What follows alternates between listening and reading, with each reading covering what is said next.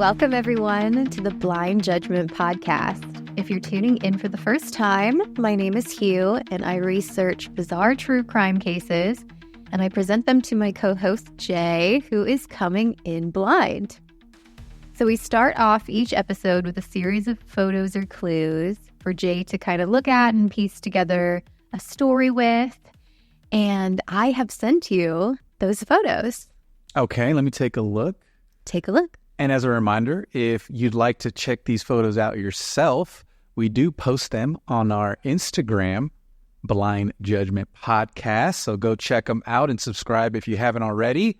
But anyways, on to the photos. All right. Photo number 1. Okay, so it looks like I'm looking at some kind of resort.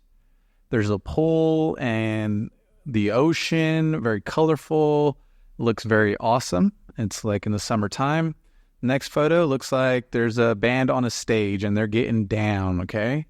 Third photo, we have a dance floor, people dancing. And then in the fourth photo, we have a picture of the open ocean. And in the last photo, we have a picture of a basketball court. Okay. What do you think? So it definitely looks like the first couple of photos are definitely related. So it looks like maybe we're going to be talking about some kind of vacation gone wrong, perhaps. Okay. And we have this, it looks like a vacation town.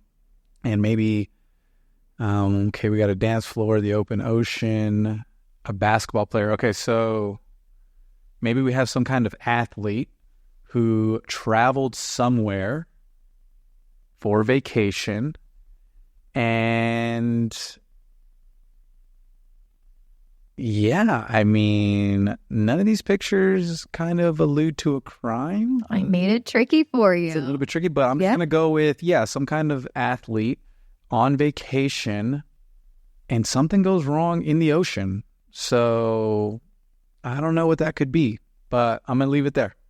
All right, I think that's actually pretty good. Yeah.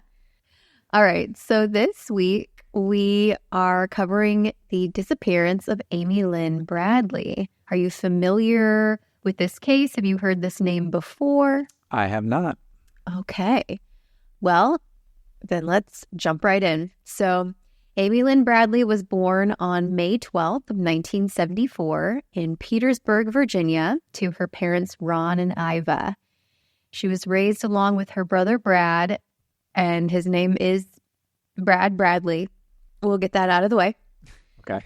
So they grew up in Chester County, Virginia, which is like 30 minutes away from Petersburg. And they were raised in a very, very loving home. I actually have some pictures of the family for you. All right, let's take a look. So this is Amy here. And then here she is with her mother, her father, her brother Brad, and there they are in the picture below as well. Okay, so it's just the 4 of them. Just the 4 of them, and they are very, very close, very tight-knit family. Brad and Amy are like best friends. They are super duper close. Okay. Super close. And then here are just a few more pictures of Amy. Wait, how close are they in age, Amy and Bradley? I believe she's 2 years older than him. Okay. So they're pretty close in age. They grew up together. And they bond over many different things. And one of them is sports. So Amy herself is like a star athlete. She is a super strong swimmer. She actually works as a lifeguard. And she's an exceptional basketball player. Ooh, okay. Yeah, so she actually plays on her high school team. She's like their star player. And because of her skills, she ends up getting a full-ride basketball scholarship to a local college called Longview University. Okay. Yeah, and it's actually apparently the first full-ride scholarship for basketball that they've ever given, and they gave it to Amy. She is a very good player. Nice. So yeah, it's a local university. This is a super good option because it's only about an hour away from home. So she can come back and visit her parents and her brother as often as she wants. You know, it's nice because she's far enough away where she can have like her own thing, you know, have her own life, but still can come back to the family who she's extremely close to. So she has an apartment near campus where she lives with her French bulldog, Bailey. Okay. And she ends up graduating from Longview in 1998 with a degree in physical education. And right after graduation, she has a job lined up with this computer consulting firm. She's going to be like a marketing assistant. Okay, that's interesting. Has nothing to do with physical education. True, but it's going to be a good job for her, and she is very excited about it. Everyone who knows her says that this is like the best time in her life. Like, she's got so many exciting things going on. You know, she's just graduated. She's thinking about going back to school and getting her master's degree. She just has everything going for her right now, you know? Yeah, life's good. Life is good. So in the spring of 1998, the Bradley family is gifted a Caribbean cruise by her father's work. He won this like year-long sales competition. So the trip was actually just supposed to be for the two of them, just her mom and dad. But because they are such a close family, they wouldn't want the kids to, you know, miss out on anything. They end up buying 2 extra tickets so the 4 of them can go together. Okay. So at first, Amy is really hesitant to go. She is actually like terrified of open ocean and of heights. So that's like the 2 things that you don't want to be afraid of whenever you go on a cruise. But aside from that, you know, she's got her dog, her apartment. She's got this job lined up. But ultimately, she agrees. You know, she wants to go with her family. She wants to be there, right? So about the cruise, I actually have a picture of the cruise ship for you. Okay. So on March 21st, the Bradley family flies down to San Juan, Puerto Rico, and they board this ship called the Rhapsody of the Sea. So here it is right here for you. All right. Yeah, so it is 11 stories. Looks kind of new. It's relatively new, yes. So it actually had its first, like its maiden voyage only a couple months prior. So it's a pretty new ship, really nice. Okay. It can hold up to about 2,500 people, and that includes the 700 people that are needed to staff to man the ship. Okay. So it's a pretty big boat. And the cruise itself, its itinerary, I'm going to show you a map of the Caribbean Sea. It's Caribbean cruise. So they start off in San Juan, Puerto Rico. Then they are going to sail to Aruba. From there, they'll go to Curacao. And Aruba and Curacao are pretty close to one another. And then from Curacao, they will sail for St. Martin. Then they'll go to St. Thomas in the Virgin Islands. And then they'll end back in San Juan, Puerto Rico. And it's a week-long trip, so it's 7 days. Gotcha. So it's one big loop. So yeah, they do one big loop there. Okay, got it. So the ship heads towards Aruba on March 22nd, and it's a super relaxing day. The family just explores the ship. They're walking around. They're looking in the shops, at the casino. It's just a relaxing day. It's a start to this super fun vacation. They're really pumped. On March 23rd, the ship docks in Aruba, and they get off the ship. They do a little bit more shopping. They're exploring the island. They actually rent a Jeep, and they go on this excursion of the whole island of Aruba before they head back to the ship. So that night, they have like a formal dinner. I guess so I've never been on a cruise before, but I guess they have like themed nights where like, you know, some nights you dress up like this, some nights you dress up like that. And I guess this was their formal dinner evening. So they're dressed up. They're having this dinner with some of her dad's colleagues from work. Because keep in mind, this is like kind of a work trip. So while at dinner, some waiters come up to Amy and they ask her to go out and party with them when the boat docks in Curacao. Okay. Yeah. So she actually thinks this is super weird and obviously says no. She actually says to her mom, like, they're creepy. I'm not going anywhere with them. So she thinks that's very strange. So it's more than one person trying to get her to come out? Yeah. So, well, like a lot of the waiters are like staring at Amy. Like they're really looking at her. And one of them asks her to go out with them whenever the boat docks in Curacao the next day. Okay. So after dinner, her and Brad decide to go down to one of the nightclubs on the ship. It's like a bar turned into a nightclub. They're having a Mardi Gras party and like a limbo contest. A local band from Curacao is playing called Blue Orchid. So the kids are really excited and they want to go down and have some fun. So the parents go to the casino with Mr. Bradley's work friends. They have a good time. And then before they return to the room, Mr. Bradley goes down to this club and he checks on the kids. They're dancing. They're having fun. Brad has actually won the limbo contest. Okay. Yeah. And my boy Bradley's flexible. Yeah. And he is dancing with like 3 girls. So, yeah, they're having a really good time. So dad's looking at this and it's like, that's my boy. Essentially. So he figures, all right, they're having a good time. I'm going to head back up to the room. And he goes to bed. So Brad and Amy are continuing to party when the bassist from the band that was playing, it's like a local band, he comes up. His name is Yellow. That's like his nickname. He strikes up this flirtatious conversation with Amy.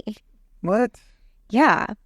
And so this is crazy. So there is a videographer that's there that night who's like filming content for promo for the cruise. Okay.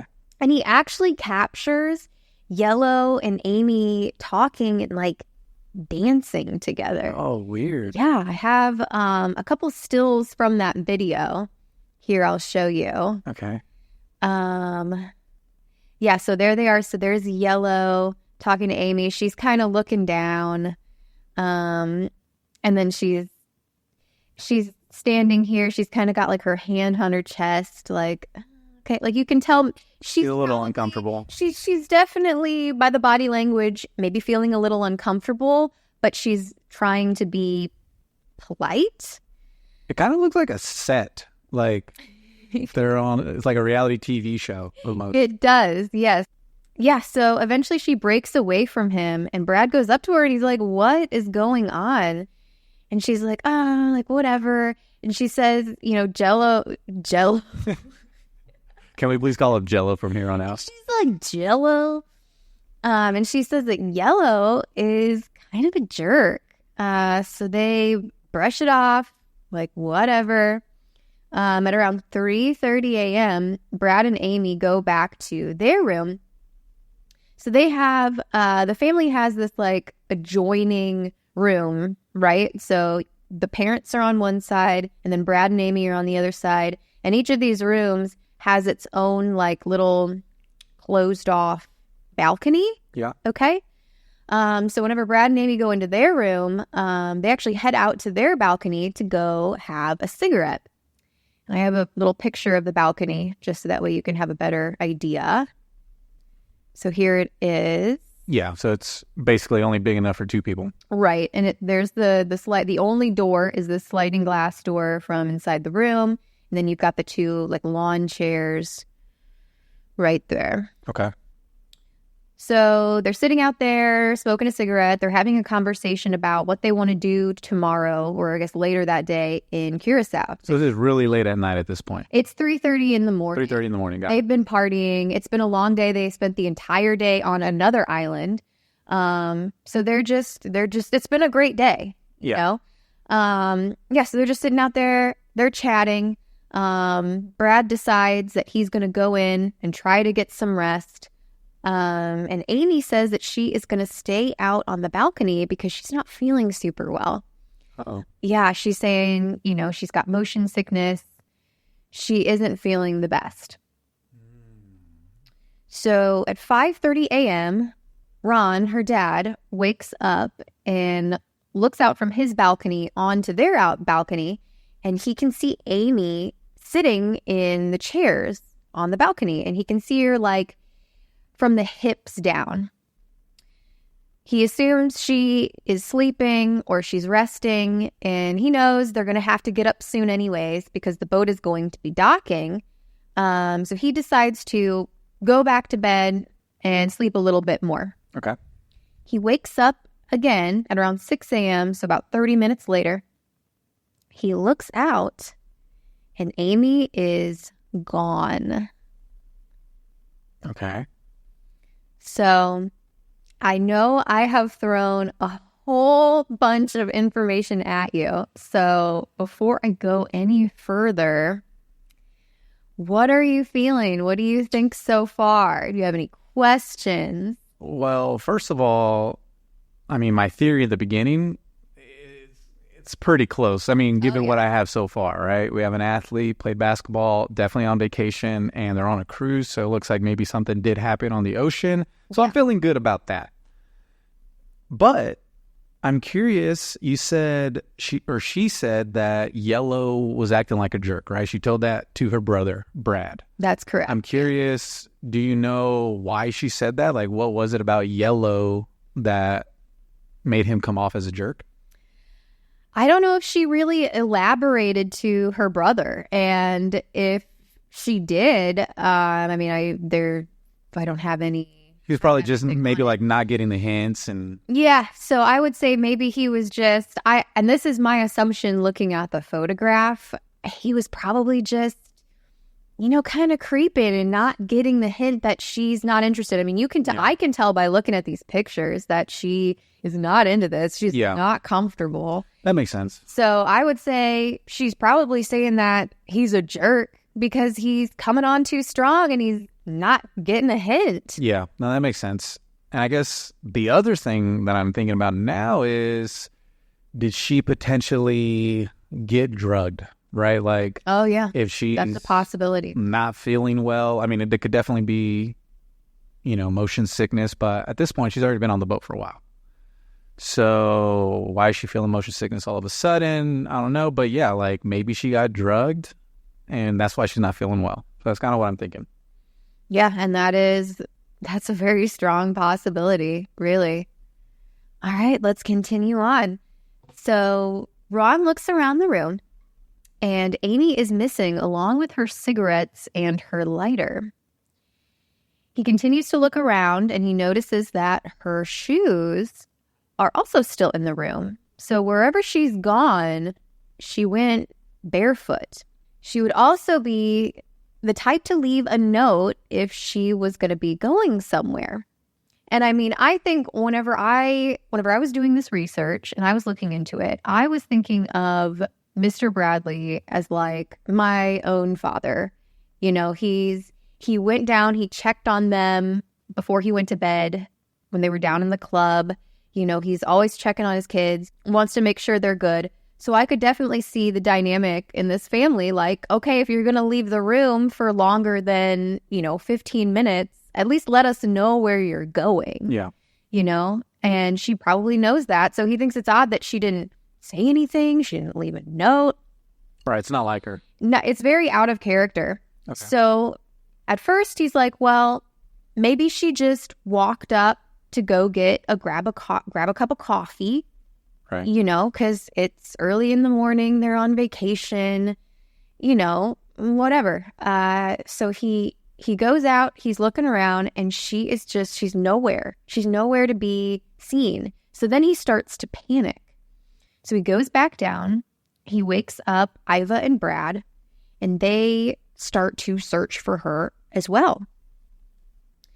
And so in this commotion, like while all of this is going on, that guy Yellow from the night before, he comes up to Brad and he says, I am so sorry to hear about your sister. What? Isn't that really weird? Yeah. Like super weird. And it doesn't at this time, it doesn't really register with Brad that like that's what this guy has said. I mean, he's exhausted from being out the night before. Now his sister is missing. Yeah. So it wasn't until like after the fact that he realized just how just weird that was. So he just kind of like brushed it off? Yeah, he just kind of like brushed it off at that point in time. Okay. So they decide to alert the security on the cruise and the captain because they feel that Amy is in danger. They think that someone has potentially taken Amy. They think maybe she could have fallen overboard, but that doesn't seem super likely because keep in mind, she is a strong swimmer and the ship itself is getting ready to dock. So if she were to fall over into the water, like, aren't there deckhands all around the ship, you know? Meaning what? Somebody would have seen her fall? Somebody would have seen her fall. Like, somebody would have seen something. Yeah. So, yeah, they just don't think that she would have completely wandered off on her own. So they go to the captain, and he is, like, surprisingly unbothered by her disappearance. And it is like, it's like 7 a.m. at this point. The ship is docking. They should be, the ship should be lifting up the gangway and allowing like all the passengers to get off of the boat onto the island. But they don't do that just yet, because Amy is still unaccounted for. Wait, so this is the same morning? This is the same. So if it's only 7 a.m., then she has literally not even been missing for more than like an hour.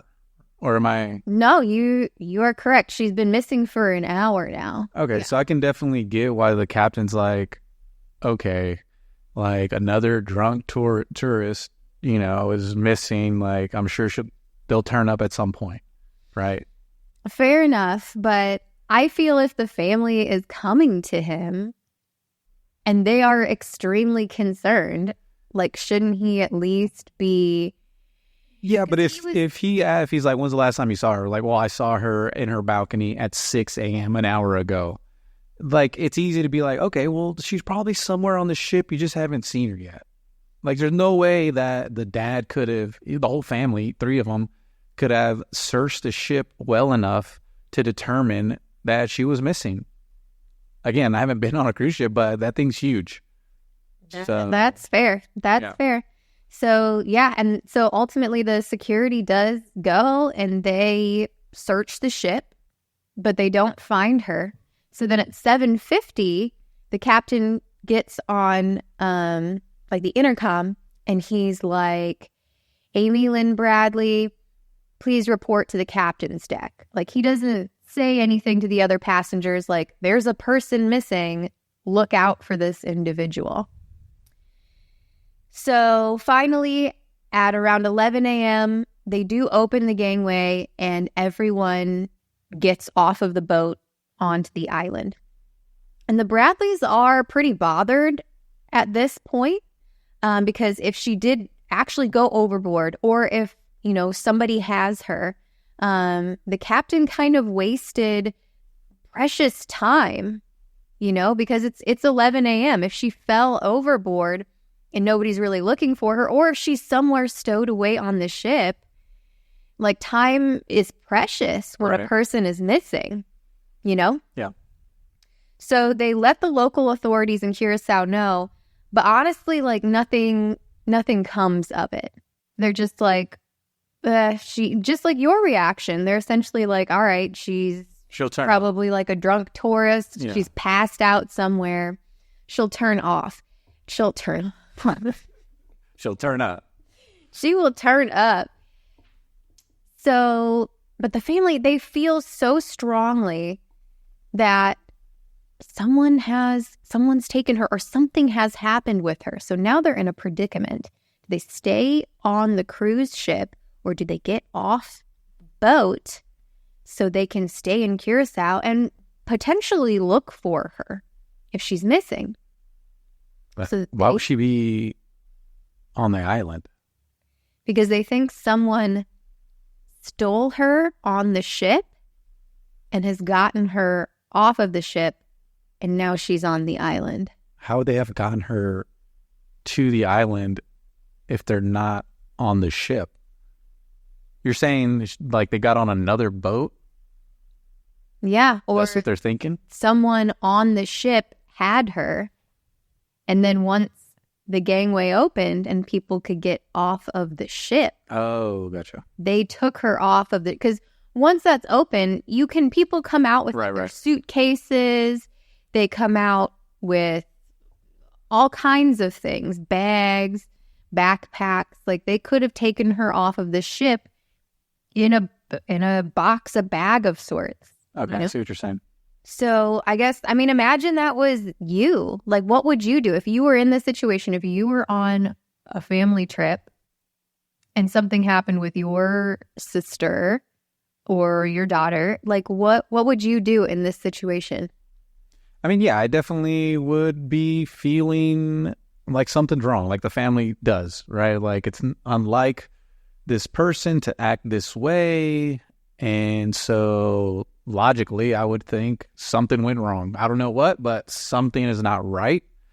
So yeah, I would be freaking out, and I would be wanting, the captain and authorities to be doing as much as possible to, one, to believe me. Yeah. And then two, to just know that they're doing something, to actually try to bring her back. But it sounds like they didn't really get that assurance. It was just kind of like, whatever. Or we'll go we'll look for her. Oh, we didn't find anything. So, she'll turn up. And then, also think about the weird things that were happening the night before with the waiters, with the bassist of that band. Yeah, for sure. It's something seems really suspicious. Yeah, so what did Yellow mean whenever he was like, I feel bad for your sister? Like, Are we coming back to that, or? It'll come back around. Okay. So the FBI does ultimately get involved. So when the ship finally gets to St. Thomas, which is U.S. territory, they start to investigate. Okay. And they literally have to ask permission from the ship to come on. It's crazy. So they find out that the security didn't even actually really search for her. They just looked around in all of the common areas and didn't see her. So they just assumed that she just wasn't around. Okay. So the FBI and also the Dutch Caribbean Coast Guard, they conduct this search to look for Amy, maybe in the water, on the ship. But after 4 days, on the 28th, it concludes with no results. How long did that search last? It's about 4 days. Okay. It's a good amount of time. Yeah. So they really, when the FBI comes onto the boat, they do what's called a bomb search. So they are going through every single nook and cranny. They're going through every private room, every closet. They are searching for this girl. Wow. Okay. They do not find anything. Yeah. Oh, wow. So it's super, super thorough. Nothing is found. Interesting. So ultimately, authorities just assume that she fell overboard and she drowned. And do we know... Okay, so the last time we saw her was the dad, and he saw half of her. He saw half of her. Yeah. The waist down, and that was 6 a.m. Correct, yeah. And they docked at 5:30, yeah. And when did they dock? They dock at 7 a.m. So, how far of a distance were they at 5:30 when she was last seen from the coast of where they were going? Extremely close. Extremely close. Close enough that, potentially you could be on a smaller boat and make it from that larger boat to the port pretty easily. Okay. There's no way I don't know. I wouldn't think she'd be able to swim that far. Yeah. Even though you did say she was a good swimmer. She's a very strong swimmer. But yeah, it does sound far. A huge cruise. It took a huge cruise line hour and a half. Yeah. To cover that distance. So even if they're moving slow, it's a good amount It's a good distance. It's a good distance. Okay. I'm just trying to set the scene, I guess, in my head. So that is ultimately what is believed happened to her. But the family doesn't believe that. So then what happened to her? So since Amy's disappearance, there have been several sightings of her. What? And this corroborates the theory that many involved with her case, and also her parents believe this, that Amy was kidnapped and taken into sexual slavery. So this is like a fear that many people, many women face when they travel or even whenever they leave their home. So this is dark. This is very scary. So even starting on the day she went missing, so the morning she disappeared, a group of passengers on the ship told Ron Bradley that they saw a woman with short, dark hair getting onto an elevator holding cigarettes and a lighter. So that sounds like Amy. Yeah. But this was investigated, and sadly it didn't lead to anything. Later that day, a cab driver in Curacao claims that a woman with short, dark hair approached his cab and begged for help. But before he could talk to her or assist her, she turned around frantically and ran off. Like she was being chased or something? Like she was being chased. Like she was running away from something? Like she was running away, and she was like banging on his window and begging for help. Oh, weird.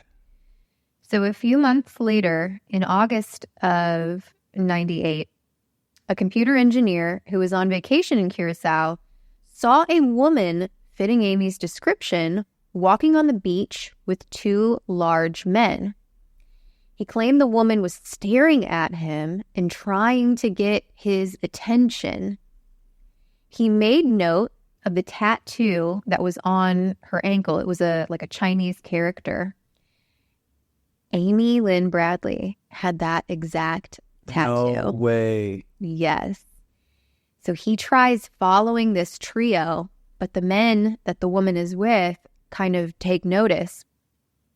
And he loses sight of them as he heads into the town. They like escape into a crowd. So this guy, I guess, obviously knew about the story? Like he knew about this potentially missing woman? He didn't know about the missing woman. He just thought it seemed very odd because the woman was like staring him down and like nodding at him. And I guess like she was just really trying to get him to look at. Okay, I see what you're saying. So he could sense something was probably very off. And you see a pretty young woman, and if she seems like she might be in distress, like, of course, you're going to maybe follow, maybe make sure she's okay. Okay, gotcha. So now this next one, this one really, really bothers me. So in 1999, an officer of the U.S. Navy was visiting a brothel in Curacao where he met a woman that was working there who told him that her name was Amy Lynn Bradley. She's from Virginia, being held captive and desperately needs his help. Oh my God. Out of fear of losing his job, he did not report this. And he only contacted authorities until after he retired. Okay, because he was at the brothel? That's what he was scared of? Yeah, that he was going to get fired. Wait, couldn't he just have reported it? Like an anonymous report? Exactly. That's what I'm saying. Or also, this poor woman is clearly in distress. And the only thing you can care about is losing your job. I'm sorry. I just feel like that's... And he is an officer of the U.S. Navy. Yeah. Wow. That is shocking. That is shocking. Yeah, I mean, even if you did lose your job, if you saved somebody's life, like I think that more than makes up for it. Yeah. Yeah. Whoa. Okay. And then so he retired, I'm assuming years later? Years later. When it didn't matter? When it didn't even matter. When he finally reported it, obviously the brothel was closed down, wasn't even there anymore. Okay. Like, could they investigate the brothel that was there at some point? Like, this was like a decade later. Jeez. Yeah. That's so sad. Incredibly sad. But there is more. So in 2005, there was a woman who was in the restroom of a department store in Barbados. She encountered a young woman who was accompanied by two men. They were kind of roughing this woman up. They were shouting at her and telling her that she better go through with the deal. And they threatened her. So the men leave the restroom and the woman approaches this young woman and she asks her if she's okay. And she tells her that her name is Amy and she's being held against her will. And before she can talk to her any further, the two men come back in. And this woman does actually contact authorities, and she talks to a sketch artist, and they have a police sketch here of the woman and the two men. I'm going to show this to you. Okay. All right. Yeah, these guys look super sketch. One of them actually looks like The Weeknd in the Super Bowl performance. He does. He does look like The Weeknd. But what do you think of the woman? Do you think? Well, the hair's a lot longer than the last photo I saw of Amy, right? Right, but this is in 2005. Right, so a lot of time has passed. But I mean, like, look at the nose, look at the lips and the cheekbones. Like, it definitely. No, for sure. That's her. For sure. That is her. Also in the year 2005, the Bradleys go on to Dr. Phil, and they claim that some photos have been anonymously emailed to them. And these photos are of a young woman who resembles Amy and suggested that she might have been sold into sexual slavery. Now, whether or not these photos are actually Amy are up for debate. I have the photos here. All right. So let's see what you think. So here's the picture that her family received.